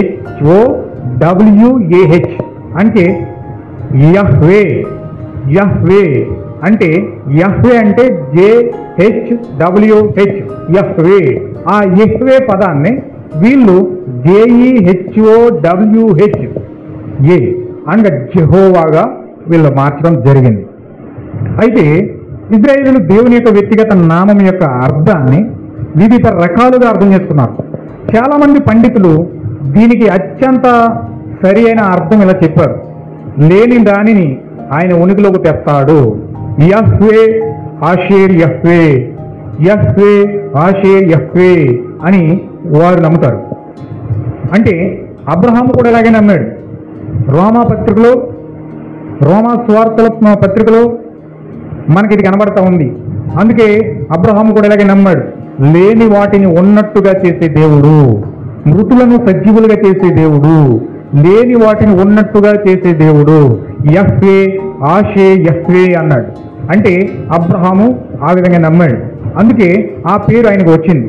సమూయేలులో కూడా సమూయేలు మొదటి గ్రంథంలో కూడా దేవుడు యెహోవా సేబాఓత్ లేదా దేవుడు ఆయన సైన్యాలను ఉనికిలోనికి తెస్తాడు, దేవుడు ఆయన పిల్లలను ఉనికిలోనికి తీసుకొస్తాడు, దేవుడు ఆయన పిల్లలను ప్రత్యక్షపరుస్తాడు అని అక్కడ ఆ పదముకు అర్థం వచ్చేటట్లుగా మాట్లాడుతూ ఉన్నాడు. మోషే కాలానికి చాలా కాలం ముందే దేవుని వ్యక్తిగత నామం తెలుసు. మోషే తల్లిని యాకోబెత్ అని తెలుగులో మనం చదువుతూ ఉన్నాం. అదే హీబ్రూ బైబిల్లో అయితే యెహోవా అని పిలిచేవాడు. ఇది యెహోవా అనే పేరుకు ఆధారంగా ఉన్న పేరు. అందువలన మోషే లేవి తెగకు చెందినవాడు కనుక యెహోవా అనే పేరు ఖచ్చితంగా ఈ యొక్క లేవి తెగకు దేవుని యొక్క ఆరాధన యాజకునిగా చేసే లేవి తెగకు ఈ యెహోవా అనే పేరు ఖచ్చితంగా తెలియబడిందని ఇక్కడ బైబిల్ గ్రంథం మోషే ఇచ్చిన అర్థాన్ని బట్టి మనకు అర్థమవుతా ఉంది. బైబిల్ నుండి చాలా పేర్లు ఎల్ దేవుడితో గుర్తించబడ్డాయి. దేవుని యొక్క ఎలోహిం యొక్క నామములు మనం ఇక్కడ చూద్దాం. కొన్ని యొక్క నామాలు చూద్దాం. ఎలోహిం అంటే గాడ్, దేవుడు. ఆది కాండం 1వ అధ్యాయం 1వ వచనంలో అలా రాయబడింది. బైబిల్ ఎలోహింతో ప్రారంభమైంది. ఎల్ బెతేల్ అని ఇక్కడ రాయబడింది. ఆది కాండము 35వ అధ్యాయము 7వ వచనంలో ఈ విధంగా రాయబడింది. El Bethel, the God of the house of God. Bethel యొక్క దేవుడు, దేవుని నివాసం యొక్క ప్రభువు అని ఆది కాండము 35వ అధ్యాయంలో 7వ వచనంలో ఈ విధంగా రాయబడింది. ఎల్ బెతేల్ అంటే దేవుడు బేతేలును నివాసముగా ఏర్పాటు చేసుకుని ఉన్నాడు. ఎల్ దేవుడు, ఎల్ అనగా ఎలోహిం, ఎల్ దేవుడు బేతేలును నివాసముగా మార్చుకున్నాడు. తర్వాత కీర్తనల గ్రంథం 59వ అధ్యాయం 10వ వచనంలో ఈ విధంగా రాయబడింది. ఎలోహి సాషెద్ది, గాడ్ ఆఫ్ మెర్సీ, కృపగల నా దేవుడు. అంటే ఎలోహి సాషెద్ది అని హిబ్రూలో రాయబడింది. అంటే ఎలోహిం కృపగల దేవుడు అని ఇక్కడ కీర్తన గ్రంథం 59వ అధ్యాయంలో 10వ వచనంలో రాయబడింది. అలాగే Elohe Israel, God, the God of Israel. Israel దేవుడు. ఆది కాండము 33వ అధ్యాయము 20వ వచనంలో ఇది రాయబడింది. అలాగే కీర్తన గ్రంథం 68వ అధ్యాయము 8వ వచనంలో కూడా ఇది రాయబడింది. ఎలోహి ఇజ్రాయేల్ అంటే ఇజ్రాయేల్ దేవుడు అని ఇక్కడ రాయబడినట్లుగా మనం చూస్తూ ఉన్నాం. అలాగే ఆది కాండము 14వ అధ్యాయము 18వ వచనంలో ఎల్ ఎలియోన్ అని ఇక్కడ రాయబడింది హిబ్రూలో. ఎల్ ఎలియోన్ అంటే ది మోస్ట్ హై గాడ్, అంటే సర్వోన్నతుడగు దేవుడు అని ఇక్కడ రాయబడినట్లుగా మనం ఇక్కడ చూస్తూ ఉన్నాం. ఎల్ ఎలియోన్, సర్వోన్నతుడగు దేవుడు. అంటే ఈ ఎల్ దేవుడు, ఎల్ ఎలియోన్ అనే దేవుడు సర్వోన్నతుడగు దేవుడు. ఆయన కంటే పైన, ఆయన కంటే కింద ఎవ్వరూ కూడా లేరు. ఆయనే సర్వోన్నతుడైన దేవుడు, ఎల్ ఎలియోన్ అని ఇక్కడ రాయబడడం మనం చూస్తూ ఉన్నాం. నెక్స్ట్ ద్వితీయోపదేశ కాండము 7వ అధ్యాయము 9వ వచనంలో ఎల్ ఎమునాయ్ అంటే ఏ ఫెయిత్ఫుల్ గాడ్, అంటే నమ్మదగిన దేవుడు అని మనం చూస్తూ ఉన్నాం. దేవుడు నమ్మదగిన దేవుడు, ఎల్ ఎమునాయ్ అని మనం ఇక్కడ చూస్తున్నాం. అలాగే యెషయా గ్రంథం 9వ అధ్యాయము 6వ వచనంలో ఈ విధంగా రాయబడింది. హిబ్రూలో దీన్ని ఏమనంటారంటే ఎల్ గిబ్బార్ అంటే ది మైటీ గాడ్, బలవంతుడైన దేవుడు. ఎలోహిం అంటే మనం చూస్తాం ఆయన బలవంతుడైన దేవుడు, బలవంతుడు. ఎల్ గిబ్బార్ అంటే బలవంతుడైన దేవుడు అని యెషయా గ్రంథం 9వ అధ్యాయం 6వ వచనంలో ఇది మనము చూస్తున్నట్లుగా మనకి ఇది కనబడతా ఉంది. అలాగే కీర్తన గ్రంథం 29వ అధ్యాయము 3వ వచనంలో మనకు ఈ విధంగా కనబడుతుంది. హిబ్రూలో ఎల్ హక్బోర్ అని ఇక్కడ మనకు కనబడుతుంది. ది గాడ్ ఆఫ్ గ్లోరీ అంటే మహిమ గల దేవుడు అని ఇక్కడ మనకు కనబడుతుంది. అంటే మహిమ ఎవరి దగ్గర ఉందంటే దేవుని దగ్గరే ఉంది. ఎల్ దేవుడి దగ్గరే ఉంది. సర్వోన్నతుడైన దేవుడి దగ్గరే ఉంది, బలవంతుడైన దేవుడి దగ్గరే ఉంది. ఆయనే మహిమ గల దేవుడు, ఎల్ హక్బోద్ అని ఇక్కడ కీర్తన గ్రంథం 29వ అధ్యాయము 3వ వచనంలో మనం ఇక్కడ దీన్ని చూడగలుగుతా ఉన్నాం. అలాగే కీర్తన గ్రంథం 42వ అధ్యాయము 8వ వచనంలో మనకి ఈ విధంగా కనబడతా ఉంది. ఎల్ హయ్యో, ఎల్ హయ్యో అంటే God of my life, God of my life, నా జీవదాత అయిన దేవుడు. అంటే మనకు జీవమును ఇచ్చింది ఎవరంటే, మనకు జీవము దానముగా ఇచ్చింది ఎవరంటే ఎల్ దేవుడు, ఎల్ హక్బోద్ అని ఇక్కడ మనం చూస్తా ఉన్నాం. ఎల్ హయ్యో, ఎల్ హయ్యో అంటే నా జీవదాత అయిన దేవుడు, గాడ్ ఆఫ్ మై లైఫ్ అని కీర్తన గ్రంథం 42వ అధ్యాయము 8వ వచనంలో దీన్ని మనం చూడగలుగుతా ఉన్నాం. అలాగే ఎల్ హీ, ఎల్ హీ అంటే ది లివింగ్ గాడ్, జీవము గల దేవుడు, ది లివింగ్ గాడ్, జీవము గల దేవుడు అని ఇక్కడ ఎల్ హీ అని మనం ఇక్కడ యెహోషువ 3వ అధ్యాయము 10వ వచనంలో ఈ విషయాన్ని మనం చూడగలుగుతూ ఉన్నాం. అలాగే ఎల్ కానా, ఎల్ కానా, ఎల్ కానా అంటే ఏ జియోలాస్ గాడ్, జియోలాస్ గాడ్ అంటే రోషము గల దేవుడు, రోషము గల దేవుడు. నిర్గమకాండము 20వ అధ్యాయము 5వ వచనంలో ఇది మనం చూస్తూ ఉన్నాం. ఎల్ కానా రోషము గల దేవుడు అని ఈ విషయాన్ని మనం చూస్తూ ఉన్నాం. అలాగే ఎలోహిం కెడోషిం, ఎలోహిం కెడోషిం అంటే ఏ గ్లోరీ గాడ్, ఏ గ్లోరీ గాడ్ అంటే పరిశుద్ధ దేవుడు, పరిశుద్ధ దేవుడు. ఎలోహిం కెడోషిం అంటే యెహోషువ 24వ అధ్యాయము 19వ వచనంలో ఇది మనం చూస్తూ ఉన్నాం. అంటే ఎలోహిం మాత్రమే పరిశుద్ధ దేవుడు, మరొక పరిశుద్ధుడు లేనే లేడు అని ఇక్కడ మనము గమనిస్తూ ఉన్నాం. అలాగే ఎలోహిం మా ఓజీ, ఎలోహిం మా ఓజీ అంటే God of my strength, God of my strength నాకు దుర్గమైన దేవుడు, నాకు దుర్గమైన దేవుడు. కీర్తన గ్రంథం 43వ అధ్యాయము 2వ వచనంలో ఈ విషయాన్ని మనము చూస్తూ ఉన్నాం. అలాగే ఎలోహిం మకాసెలాను, ఎలోహిం మకాసెలాను అంటే God our refuge, God our refuge అంటే నా ఆశ్రయము దేవుడే, నా ఆశ్రయము దేవుడే అని మనం కీర్తన గ్రంథము 62వ అధ్యాయము 8వ వచనంలో ఈ విషయాన్ని మనము చూడగలుగుతూ ఉన్నాం. మన ఆశ్రయపురము దేవుడై ఉన్నాడు. అలాగే ఎల్ మలకి, ఎల్ మలకి అని ఇక్కడ మనం చూడగలుగుతూ ఉన్నాం. God, God of my king, God of my king అంటే నా రాజుకు దేవుడు, అంటే ఎల్ దేవుడే రాజు. ఏలి మలికి అంటే దేవుడే నా రాజు అని, ఎల్ దేవుడే, యహ్వే దేవుడే రాజు. అంటే ఇవన్నీ కూడా యహ్వే దేవునితో, ఎల్ దేవునితో సంబంధము కలిగిన పేర్లై ఉన్నాయి. అంటే ఇవన్నీ కూడా మనం చూస్తూ ఉన్నప్పుడు మనం చాలా జాగ్రత్తగా అర్థం చేసుకోవాలి. ఇంకొక మనం చూద్దాం. El Marom, El Marom God Most High, God Most High అంటే మహోన్నతుడైన దేవుడు, మహోన్నతుడైన దేవుడు. కీర్తన గ్రంథం 57వ అధ్యాయము 2వ వచనంలో ఇది మనకు కనబడతా ఉంది. అలాగే ఎల్ నమకోత్, ఎల్ నమకోత్ అంటే గాడ్ దట్ అవెంజే, అవెంజే అంటే దేవుడు ప్రతిదండన చేయు దేవుడు, దేవుడు ప్రతిదండన చేయు దేవుడు, తీర్పు తీర్చే దేవుడు, యుద్ధము చేసే దేవుడు అని ఇక్కడ మనకు కనబడతా ఉంది. కీర్తన గ్రంథం 18వ అధ్యాయము 47వ వచనంలో ఇది మనకు కనబడతా ఉంది. అంటే దేవుడే మన యుద్ధములను జరిగించువాడు అని చాలా స్పష్టంగా ఎల్ దేవుడితో అది మనకు కనబడతా ఉంది. అలాగే ఎల్ నోషే, ఎల్ నోషే అంటే God that forgive, God that forgive అంటే పాపమును పరిహరించు దేవుడు. అంటే ఎల్ దేవుడే పాపమును పరిహరించువాడు, పాపమును పరిహరించువాడు. అందుకే దేవుని చేత నిర్దోషి అని ఎంచబడిన వాడు ధన్యుడు అని దావీదు కూడా పలకడం జరిగింది. కీర్తన గ్రంథం 99వ అధ్యాయము 8వ వచనంలో. ఇంకా మనం చూద్దాం.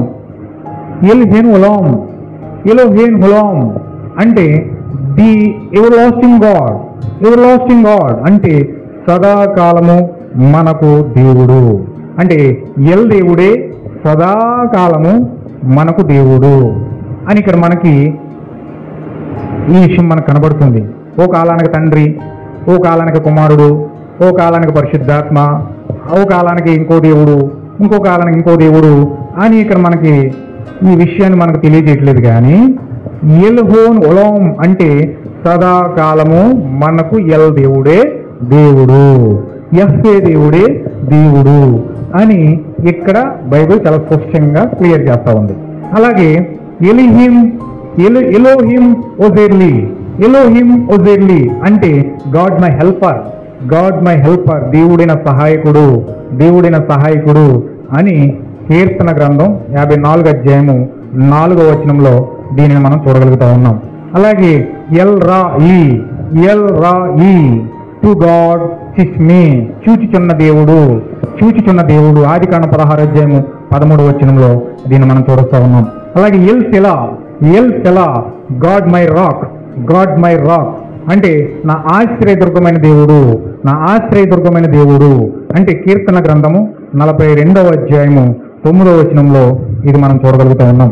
అలాగే ఎల్ షద్దాయ్ ఆల్మైటీ గాడ్ సర్వశక్తి గల దేవుడు, ఆదికాండం 17వ అధ్యాయము 1-2 వచనాల్లో దీనిని మనం చూడగలుగుతా ఉన్నాం. ఎలోహిం షప్తంబరేష్ బరేష్ God that judges in the earth అంటే లోకంలో న్యాయము తీర్చు దేవుడు, లోకంలో న్యాయము తీర్చు దేవుడు. కీర్తన గ్రంథం 58వ అధ్యాయము 11వ వచనంలో దీన్ని మనం చూడగలుగుతా ఉన్నాం.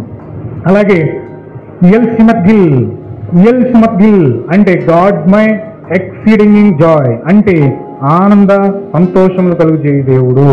కీర్తనల గ్రంథం 43వ అధ్యాయము 4వ వచనంలో దీన్ని మనం చూడగలుగుతా ఉన్నాం. ఎల్ షద్దాయ్ శక్తిమంతుడైన దేవుడు.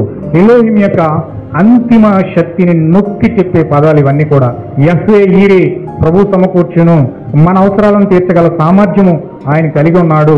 యెహోవా నిస్సి, ప్రభువు మన పతాకం, విజయము మరియు రక్షణ ధ్వజము అనగా పరిశుద్ధాత్మను ఈ విషయాలు సూచిస్తూ ఉన్నాయి. అంటే టెట్రాగ్రామటన్ యెహోవా తరచుగా యెహోవా అని ఉచ్చరిస్తారు. ఇది దేవుని వ్యక్తిగత నామం. ఎలోహిం దేవుని శక్తి మరియు శక్తితో మాట్లాడుతూ ఉంది. అయితే యెహోవా తన ప్రజలతో తనకున్న సంబంధాన్ని వెల్లడి చేస్తూ ఉంది. ఆదికాండం 1లో ఎలోహిం విశ్వాన్ని సృష్టిస్తూ ఉన్నాడు. ఆదికాండం 2వ అధ్యాయంలో యెహోవా ఎలోహిం మనిషిని సృష్టిస్తూ ఉన్నాడు. ఇది మరింత సన్నిహిత ప్రమేయాన్ని ఇక్కడ మనకు చూపిస్తూ ఉన్నాడు. యెహోవా ఎలోహిం మధ్య ఉన్న బంధం ఇది మనకు చాలా క్లియర్గా అర్థమవుతా ఉంది. ఎల్ షద్దాయ్ సర్వశక్తిమంతుడైన దేవుడు. ఎల్ షద్దాయ్ అంటే సర్వశక్తిమంతుడైన దేవుడు. ఎలోహిం అనే మూల పదాన్ని ఎల్లని పంచుకుంటా ఉన్నాడు. ఈ పేరు దేవుని బలాన్ని మరియు పోషించే మరియు నిలబెట్టే సామర్థ్యాన్ని నొక్కి చెప్తా ఉంది. ఎలోహింతో కలిపి ఇది సర్వశక్తిమంతుడు మరియు లోతైన శ్రద్ధ గల దేవుని చిత్రాన్ని చిత్రీకరిస్తుంది. స్వస్థపరిచే దేవుడు యెహోవా రఫాలాగా స్వస్థపరిచే దేవునిలాగా ఇది మనకు కనబడతా ఉంది. అడోనై అంటే ప్రభువుల ప్రభు, తరచుగా ప్రభు అని అనువదించబడే అడోనై దేవుని సార్వభౌమత్వాన్ని హైలైట్ చేయడం ద్వారా ఎలోహిం పూర్తి చేస్తూ ఉంది. ఎలోహిం దేవుని సృజనాత్మక శక్తిని ప్రదర్శిస్తుండగా అడోనై సృష్టిపై ఆయనకున్న అధికారాన్ని నొక్కి చెప్తుంది. ఈ పేర్లు కలిసి దేవుని గుర్తింపును గూర్చి పూర్తి అవగాహన మనకు అందిస్తూ ఉన్నాయి. దైవత్వం అంటే దేవుని స్వభావం యొక్క కోణం. ఎలోహిం అంటే దేవుడు మరియు దేవుళ్ళు అని అర్థం వస్తుంది. కాబట్టి అందుకే ఆదికాండం 3వ అధ్యాయంలో సర్పము ఈ విషయాన్ని అవ్వతో చెప్పింది. కాబట్టి ఎలోహిం అంటే దేవతలని వాడింది. ఇది మొట్టమొదటిగా త్రిత్వ సిద్ధాంతానికి సాతాను బాట వేశాడు. బహువచన రూపంగా ఇది వాడబడింది. అయితే ఇక్కడ చాలా పాత్రలు ఉన్నాయి. సృష్టికర్త, శక్తిమంతుడు, యెహోవా, నిబంధన పాత్రుడు, శాశ్వతుడు, ఎల్ షద్దాయ్ సర్వశక్తిమంతుడైన దేవుడు, సర్వ సమృద్ధి గల పోషకుడు, అడోనై ప్రభువు, గురువు, సర్వభౌమాధికారి, పాలకుడు. ఈ దైవిక నామాలను మరియు వాటి పరస్పర సంబంధాలను అర్థం చేసుకోవడం ద్వారా మనము దేవుని బహుముఖ దేవుని యొక్క గొప్ప ప్రత్యక్షతను ఇక్కడ మనం పొందుకోవడానికి దేవుడు మనకు కృప చూపిస్తూ ఉన్నాడు. ప్రతి నామము ఆయన యొక్క పాత్ర యొక్క ఒక ప్రత్యేకమైన కోణాన్ని ఇది వెల్లడి చేస్తూ ఉంది. ఆయన గుర్తింపును మనం అర్థం చేసుకోవడానికి ఇది దోహదపడతా ఉంది. ఎలోహిం పేరు పెట్టబడిన బైబిల్ పాత్రలు, హిబ్రూ బైబిల్లో చాలా పాత్రలు ఎలోహిం లేదా ఎల్ అంశాలను కలిగి ఉన్న పేరుని కలిగి ఉన్నాం. ఇది ఇజ్రాయెల్ సంస్కృతిలో దేవుని గుర్తింపు యొక్క లోతైన ఏకీకరణ ప్రతిబింబిస్తూ ఉంది. ఈ పేర్లు రోజువారి జీవితంలో మరియు వారి యొక్క విశ్వాసంలో దేవుని హిబ్రూ పేర్ల యొక్క ప్రాముఖ్యతను, ఇవి దేవుని యొక్క ఒక్కడే దేవుని ప్రతిబింబించడానికి వారి యొక్క పేర్లు, ఆ పేర్ల యొక్క ప్రాముఖ్యతను పరిపూర్ణంగా ప్రదర్శిస్తూ ఉన్నాయి. ఎలోహిం నుండి ప్రేరణ పొందిన పేర్లు కలిగిన ఇవన్నీ కూడా కొంతమంది వ్యక్తుల పేర్లు మనం అన్వేషిద్దాం. ఏలియా అంటే అర్థం ఏంటంటే ఎల్ అంటే యెహోవా అని అర్థం. ఇది ప్రవక్త పేరు. దేవుని రెండు శక్తివంతమైన హిబ్రూ పేర్లు మిళితం చేస్తూ ఉంది. అంటే ఎల్ యెహోవా. అంటే ఏలియా అంటే అర్థం ఏంటంటే ఎల్ దేవుడు, యెహోవా దేవుడు, రెండు శక్తివంతమైన హిబ్రూ పేర్లను కలిపే పేరే ఏలియా. ఏలియా అంటే అర్థం ఏంటంటే ఎల్ దేవుడు ఉన్నాడు, నెక్స్ట్ యెహోవా దేవుడు ఉన్నాడు. అంటే ఇక్కడ రెండు ప్రాముఖ్యమైన శక్తివంతమైన పేర్లను మిళితం చేస్తూ ఉంది ఏలియా అనే పేరు. అందుకే ఏలియా అనే దేవుడు బైబిల్లో ఎక్కువ సార్లు వాడినట్లుగా మనం కనబడతా ఉంది. ఏలియా రాజుల గ్రంథంలో వాడబడ్డాడు. అలాగే ఏలి ఆత్మ ఎలీషా మీదకి వచ్చి వాడబడింది. అదే ఏలి ఆత్మ బాప్తిస్మం ఇచ్చి యోహాను మీదకి వచ్చి వాడబడింది. అలాగే ఏలి ఆత్మ ఈ చివరి కాలంలో 4వ ఏలియాగా అన్య జనుల వరకు పంపబడిన విలియం మ్యారిన్ బ్రనహాం అనే వ్యక్తిలో ఏలి ఆత్మ వాడబడడం మనం చూస్తూ ఉన్నాం లేఖనాల ప్రకారం. అలాగే ప్రకటన గ్రంథం 11వ అధ్యాయంలో 2 సాక్షులు ఇజ్రాయేల్ దేశంలో వెళ్తా ఉన్నారు, మోషే ఏలియాలు. ఆ మోషే ఏలియాలలో ఏలియా పాత్ర కూడా మనకు కనపడతా ఉంది. అంటే ఇంచుమించు 5 సార్లు ఏలి ఆత్మ బైబిల్ గ్రంథంలో వాడబడినట్లుగా మనకు కనబడతా ఉంది. ఎందుకు ఏలియా పాత్రను వాడుతున్నాడంటే ఆ ఏలి అనే పేరులోనే ఎల్ దేవుడు ఉన్నాడు, యెహోవా దేవుడు ఉన్నాడు. ఈ రెండు పేర్లను మిళితం చేసే ఒకే ఒక పేరు, అది ఏలియా. అలాగే సంయోల్ ఎల్ దేవుడు అక్కడ కనబడతా ఉన్నాడు. ఎల్ చేత వినపడింది అంటే దేవుడు విన్నాడు. సంయోల్ అంటే అర్థం ఏంటంటే దేవుడు విన్నాడు అని అర్థం. అలాగే న్యాయమూర్తి, న్యాయాధిపతి అని ఈ పేరుకు కూడా అర్థం వచ్చేటట్లుగా మనకు ప్రతిబింబిస్తూ ఉంది. అలాగే డానియల్ అంటే లాస్ట్లో ఎల్ దేవుడు, డాని అంటే న్యాయమూర్తి, దేవుడు న్యాయాధిపతి. డానియల్ అంటే ఎల్ దేవుడే న్యాయాధిపతిగా ఉన్నాడు అని ఇక్కడ మనకు అర్థమవుతుంది. అలాగే మైకిల్ అంటే అది దేవదూత, ప్రధాన దేవదూత యొక్క పేరు, అది మైకిల్. ఆ మైకిల్ చివరన ఎల్ అనేది అది కనబడతా ఉంది. అంటే ఎల్ లాంటి వారు ఎవరు అంటే దేవుడు లాంటి వారు ఎవరు, యెహోవా వంటి వారు ఎవరు అని తెలుగు బైబిల్లో మనకి ఇది కనబడతా ఉంది. అలాగే గాబ్రియల్ అంటే అర్థం ఏంటంటే ఎల్ అంటే దేవుడు, ఈ గాబ్రీ అంటే అర్థం ఏంటంటే బలం అంటే ఎల్ దేవుడే నా బలము. అందుకే తెలుగు బైబిల్ ఏముంటుంది, యెహోవాయే నా బలము అని అక్కడ రాయబడతా ఉంది. అలాగే ఇది దైవిక శక్తిని పూర్తిగా తెలియజేయబడతా ఉంది. ఈ పేర్లు వెనుక దేవుణ్ణి గౌరవించడమే కాకుండా దేవుని యొక్క ఉనికిని, దేవుని యొక్క పేరును వారు ఉనికిలోని తీసుకురావడానికి ఇక్కడ ఈ యొక్క పేర్లు పూర్తిగా ఉపయోగించబడతా ఉన్నాయని చెప్పి మనకు పూర్తిగా స్పష్టంగా ఇక్కడ అర్థమవుతా ఉంది. ప్రతి దానిలో ఎలోహిం అర్థం ప్రకాశిస్తుంది. దేవుని యొక్క పాత్ర యొక్క విభిన్న అంశాలను హైలైట్ చేస్తూ ఉంది. ఆయన బలం నుండి ఆయన న్యాయం వరకు ఈ పేర్లన్నీ కూడా దేవుని యొక్క బహుముఖ స్వభావాన్ని నొక్కి చెప్తా ఉన్నాయి. అంటే ఈ దేవునిలో ఉన్న గుణలక్షణాలు, ఈ దేవునిలో ఉన్న యాటిట్యూడ్, యాట్రిబ్యూట్స్, ఇవన్నీ కూడా ఆయనలో ఉన్న గుణలక్షణాలన్నీ కూడా న్యాయాధిపతి, ఆదరణకర్త, బలము, గౌరవము, ఇవన్నీ కూడా ఒక్క దేవునిలోనే వ్యక్తపరచబడుతున్న గుణలక్షణాలుగా ఇక్కడ ప్రత్యక్షపరచబడతా ఉన్నాయని ఈ పేర్ల ద్వారా పరిపూర్ణంగా వ్యక్తపరచబడతా ఉంది. అలాగే ఎలీజా అంటే ఎల్ అంటే యెహోవా నా ప్రవక్త. ఎలీసా అంటే అర్థం ఏంటంటే యెహోవాయే నా ప్రవక్త, అంటే యెహోవాయే భూమి మీదకి ప్రవక్తగా వస్తా ఉన్నాడు. దీనినే మోషే ప్రవక్త కూడా ఆ ద్వితీయోపదేశ కాండం 18వ వచనంలో ఒక ప్రవచన రూపంలో కూడా ప్రవచించాడు. నా వంటి ప్రవక్తలలో ఒక ప్రవక్త మీ మధ్యలో పుడతాడు, అతని మాట వినని వారందరూ కూడా ప్రజల్లో నుంచి కొట్టువేయబడతారని చెప్పి అక్కడ మోషే ద్వితీయోపదేశ కాండం 18వ వచనంలో ప్రవచించడం కూడా జరిగింది. అంటే ఎలీషా అంటే అర్థం ఏంటంటే యెహోవాయే ఒక ప్రవక్త, అంటే ప్రవక్తగా యెహోవాయే, యెహోవా దేవుడే, ఆ యొక్క ఏల్ దేవుడే భూమి మీదకి ప్రవక్తగా రావాలి అని ఇక్కడ ఆ పేరులో ఉన్న భావాన్ని వ్యక్తపరుస్తూ ఉంది. ఈ పేర్లను ఎంచుకోవడం ద్వారా బైబిల్ కాలాల్లో తల్లిదండ్రులు తమ పిల్లలను పట్ల తమ విశ్వాసాన్ని మరియు ఆశలను పూర్తిగా వ్యక్తం చేశారు. వారు ఎలోహిం యొక్క సారాంశాన్ని వారి కుటుంబాల్లో గుర్తింపులో అల్లుకున్నారు. ఆయన యొక్క నామాన్ని, ఆయన యొక్క దేవుని యొక్క పేరును వారి కుటుంబాల్లో వారు వ్యక్తపరచడం వారి నేటికి కూడా వారికి ఒక ఆచారంగా అది కొనసాగుతూ ఉంది. చాలా మంది దేవుని ఈ శక్తివంతమైన హీబ్రూ పేర్ల నుండి ప్రేరణ పొందుతూ ఉన్నారు. ఆ పేర్లు పెట్టుకుంటూ ఉన్నారు. దేవుని యొక్క ఎల్ దేవుణ్ణి, యహ్వే దేవుణ్ణి, ఎలోహిం దేవుణ్ణి ఈ విధంగా పూర్తిగా వారి నామాల ద్వారా ప్రత్యక్షపరుస్తూ ఉన్నారు. మనకు చాలా స్పష్టంగా ఇది అర్థమవుతూ ఉంది. ఈ లేఖనంలో ఎలోహిం సర్వభౌమాధికారం పూర్తిగా ఉన్నది. లేఖనంలో ఎలోహిం అనే పదానికి అర్థం దేవుని అత్యున్నత అధికారం మరియు శక్తిని ఇది ప్రదర్శిస్తూ ఉంది. ఈ పేరుకు సృష్టికి అంతిమ పాలకుడుగా దేవుని పాత్ర నొక్కి చెప్తుంది. బైబిల్ అంతటా ఎలోహిం సర్వభౌమాధికారం వివిధ మార్గాల్లో కూడా ప్రదర్శించబడతా ఉంది. సృజనాత్మక శక్తి మరియు అధికారం కూడా ఈ పేరులో కనబడతా ఉంది. ఆదికాండం 1:1 వచనంలో ఎలోహిం సృష్టికర్తగా అక్కడ పరిచయం చేయబడతా ఉన్నాడు.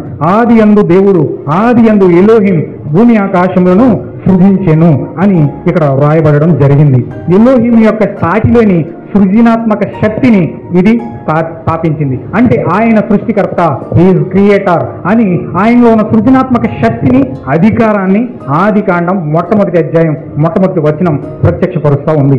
దైవిక పరిపాలన కోసం కూడా ఇందులో మనకు తెలియబడతా ఉంది. ఎలోహిం పాత్ర సృష్టిని దాటి విశ్వాన్ని చురుకుగా నిర్వహించడం వరకు వెళుతుంది. మానవ వ్యవహారాల్లో దేవుని యొక్క నిరంతర ప్రమేయాన్ని ఈ పేరు ఎలా వివరిస్తుందో అదే స్పష్టంగా ఇక్కడ మనకి అర్థమవుతూ ఉంది. షేమ అనే ప్రధాన యూదు యొక్క ప్రార్థన ఎలోహిం మన యొక్క దేవుడు మాత్రమే. క్షమ అంటే అర్థం ఏంటంటే, క్షమ అంటే అర్థం ఏంటంటే ఎలోహిం మాత్రమే మన యొక్క దేవుడు, ఆయన ఒక్కడు మాత్రమే మనకు దేవుడు, ఎలోహిం ఒక్కడు మాత్రమే మనకు దేవుడు. ఇంకా ఆకాశం కింద, భూమి పైన ఎక్కడ కూడా ఏ దేవుడు మనకు లేనే లేడు. ఎలోహిం ఒక్కడే మనకు దేవుడు, ఆయనే క్షమ అని వారు పిలుచుకుంటూ ఉంటారు. అది దేవుని యొక్క ప్రత్యేకమైన స్థానాన్ని, వారి దృష్టిలో ఉన్న ప్రత్యేకమైన దేవుని యొక్క స్థానాన్ని ఇది ధృవీకరిస్తూ ఉంది. ఎలోహింకు ఉన్న సర్వభౌమాధికారం యొక్క ప్రాముఖ్యత ఏమిటంటే, సృష్టి ఆదికాండము 1వ అధ్యాయము 1వ వచనంలో అన్నిటి యొక్క ఉనికిని మూలంగా ఎలోహింను స్థాపించడం ఆ పేర్లు చూపిస్తూ ఉంది. తీర్పులో కూడా ఆ యొక్క కీర్తన గ్రంథం 82వ అధ్యాయము 1వ వచనంలో దైవిక మండలిలో ఎలోహిము అధ్యక్షత వహించడానికి ఇది పూర్తి సర్వభౌమాధికారం ఇక్కడ మనకు చూపిస్తూ ఉంది. అంటే దేవుళ్ళందరికీ, అంటే ఎలోహిములందరికీ, అంటే ఆ యొక్క దైవిక మండలి అంతటికి పరిపూర్ణమైన అధ్యక్షుడు, పరిపూర్ణమైన సర్వభౌమాధికారం కలిగిన వ్యక్తి ఎలోహిం, ఎల్ దేవుడు మాత్రమే అని కీర్తన గ్రంథము 82వ అధ్యాయము 1వ వచనము ఇక్కడ మనకు క్లారిటీ చేస్తూ ఉంది. నిర్గమకాండం 6వ అధ్యాయంలో 7వ వచనంలో తన ప్రజలకు ఎలోహిం యొక్క విమోచన శక్తిని చూపిస్తూ ఉంది. ఎలోహిం అర్థాన్ని అర్థం చేసుకోవడం వల్ల దేవుని యొక్క సర్వభౌమాధికారం పట్ల మనకు పూర్తి అవగాహన అనేది ఎంతో పెరుగుతుంది. ఇది శక్తిలో అతీతమైన మరియు సృష్టి పట్ల తన శ్రద్ధతో అంతర్లీనంగా ఉన్న దేవుణ్ణి ఇది వెల్లడిపరుస్తూ ఉంది. ఇది ఆయన దైవిక గుర్తింపును గురించి మనకు ఒక అవగాహన రూపొందిస్తూ ఉంది. ఎలోహిం యొక్క ఆధునిక అవగాహన మరియు ఉపయోగం నేటి మతపరమైన దృశ్యంలో దేవుని హీబ్రూ పేరు అయిన ఎలోహిం గణనీయమైన అర్థాన్ని కలిగి ఉంది. సమకాలీన విశ్వాసులు ఈ పురాతన పేరుతో వివిధ మార్గాల్లో దీన్ని పిలుచుకుంటూ ఉన్నారు, పలుకుతూ ఉన్నారు. ఇది దైవికత గురించి మన అవగాహన ఇది రూపొందిస్తూ ఉంది. యూదులు మరియు క్రైస్తవ సమాజాలు కూడా ఆరాధనలో మరియు వ్యక్తిగత భక్తిలో ఎలోహింను ఉపయోగించుకుంటూ ఉన్నారు. ఈ పేరు యొక్క గొప్ప చరిత్ర మరియు సంక్లిష్టమైన అర్థం ఆధునిక ఆధ్యాత్మిక అభ్యాసాలకు లోతుగా ఇవి జోడించబడతా ఉన్నాయి. ఈ శక్తివంతమైన హీబ్రూ పేరు ద్వారా దేవునితో కనెక్ట్ అవ్వడంతో చాలా మంది ఓదార్పు, ఆదరణ కూడా పొందుకోవడం జరుగుతూ ఉంది. ఎలోహిం అనే పదానికి అర్థం కాలక్రమేణా అభివృద్ధి చెందింది. ఇది కొన్నిసార్లు ఇది ఇజ్రాయేల్ దేవుని సూచిస్తూ ఉంది, కొన్నిసార్లు దైవిక జీవులను లేదా మానవ అధికారులను కూడా ఇది సూచిస్తూ ఉంది. సమకాలీన వేదాంత శాస్త్రంలో ఎలోహిం చుట్టూనే చర్చలు తరచుగా దేవుని స్వభావం మరియు లక్షణాల మీదే, ఇతివృత్తాల మీదే సాగుతూ ఉన్నాయి. ఈ పేరు యొక్క బహువచన రూపం ఏకధర్మ విశ్వాసాలతో దైవిక బహుళత్వం గురించి చర్చలను కూడా రేకెత్తిస్తూ ఉంది. కొందరు దీన్ని క్రైస్తవ మతంలో త్రిత్వభావం రుజువుగా చూపిస్తూ ఉన్నారు, మరికొందరు దీన్ని దేవుని మహిమను హైలైట్ చేస్తుందని అర్థం చేసుకుంటూ ఉన్నారు. ఆరాధన మరియు ప్రార్థనలో ఎలోహిం పాత్ర దేవునికి హీబ్రూ పేరైన ఎలోహిం ఆరాధన మరియు ప్రార్థనలో ఒక ముఖ్యమైన స్థానాన్ని ఎలోహిం పాత్ర కలిగి ఉంది. ఇది దేవునితో మన పరస్పర చర్యలు రూపొందించే ఆయన గుర్తింపులోని భాగాలను వెల్లడిపరుస్తూ ఉంది. ఇది సామూహిక మరియు వ్యక్తిగత సందర్భాలలో ఇది రుజువు అవుతూ ఉంది. యూదులు ప్రార్థన విధానంలో ఎలోహిం ఒక కీలకమైన వ్యక్తి. షెమ అనే ప్రాథమిక ప్రార్థన ఇలా చెబుతుంది, షెమా ఇజ్రాయెల్ అడోనై ఎలోహేను అడోనై ఇలా. అంటే ఇది దేవుని ద్వంద్వ స్వభావాన్ని హైలైట్ చేస్తుంది.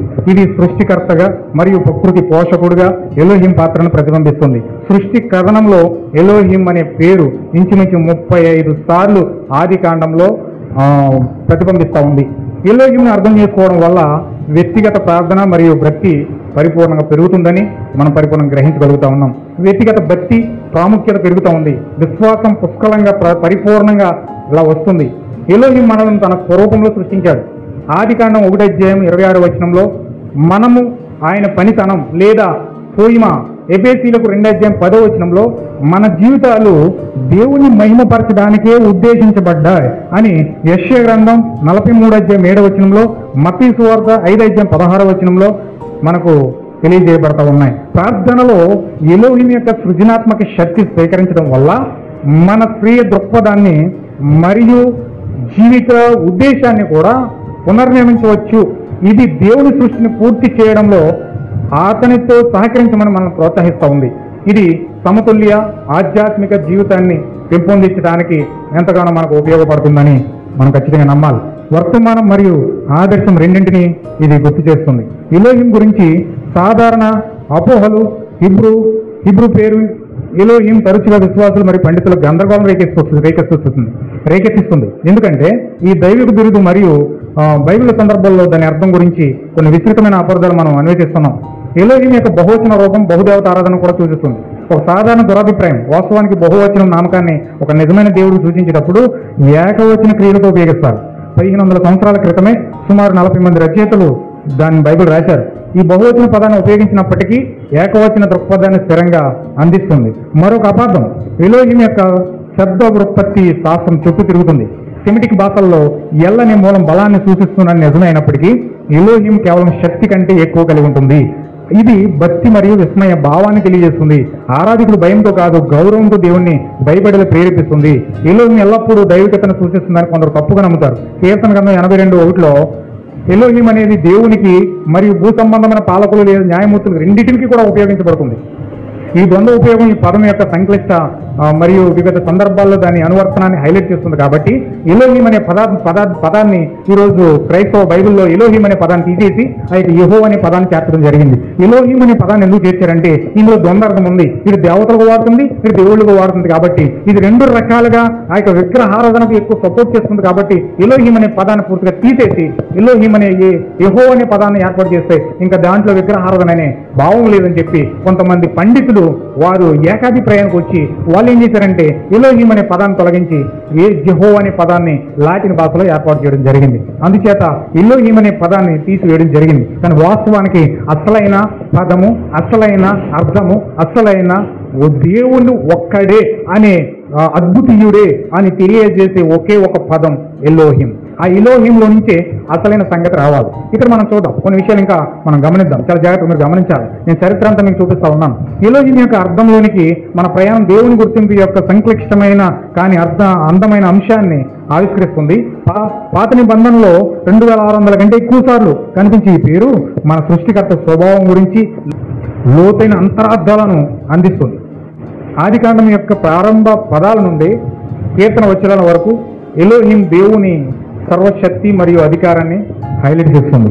ఎలోహిం అనే పదం బహువచన రూపంలో ఉన్నప్పటికీ ఏకవచన దేవుని గురించి చర్చించేటప్పుడు తరచుగా ఏకవచన క్రియలతో పాటు వస్తుందని గమనించడం ఆసక్తికరంగా ఉంది.